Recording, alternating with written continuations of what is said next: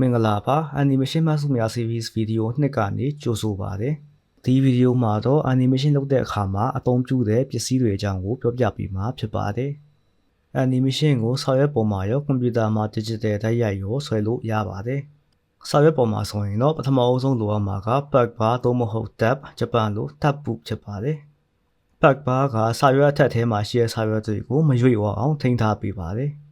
တကယ်တော့စာရွက်တွေကိုကိုကြိုက်တဲ့နည်းနဲ့မကြွေအောင်ထိန်းလို့ရပါတယ်။ဒုတိယအနေနဲ့လိုတာကတော့ light box ဒါမှမဟုတ် light table ပါ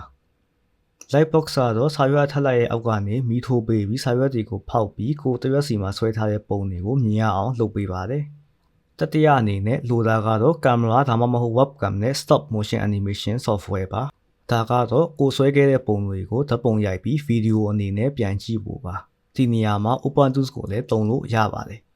နောက်ဆုံးအနေနဲ့လိုတာကတော့ scanner နဲ့ GTS လိုမျိုး tracing software ပါဟိုးအရင်တုန်းကတော့စာရွက်ပေါ်မှာဆွဲခဲ့တဲ့ပုံကို celluloid စာရွက်အတူက saw ပေါ်မှာ trace လုပ်ပြီးဆေးရောင်ချဲပြီးဓာတ်ပုံရိုက်ပါတယ်ဒါပေမဲ့1990ဝန်းကျင်လောက်မှာစတူဒီယိုတွေက cell တွေကိုကွန်ပျူတာထဲမှာဆေးရောင်ချဲလာကြပါတယ် tracing software က scan ပတ်ထားတဲ့ပုံတွေကို digital color ထည့်ဖို့အဆင်ပြေပြီး chroma key အဆင်ပြေတဲ့တန့်တဲ့ line နဲ့တန့်တဲ့နောက်ခံရအောင်လုပ်ပေးပါတယ် so ဂျပန်လို cell ဆိုတဲ့စကားလုံးကအခုထိသုံးလုံးပါပဲ animator တွေဆွဲတဲ့ပုံကို cell လို့ခေါ်ပါတယ် digital ဓာတ်ရိုက်ဆွဲမယ်ဆိုရင်တော့ animation စနစ်တကျလုပ်လို့ရတဲ့ software ပဲလိုပါတယ်ကျွန်တော်ရဲ့ recommendation တွေကတော့ Clip Studio Paint, TV Paint, Krita နဲ့ OpenTools ပဲဖြစ်ပါတယ်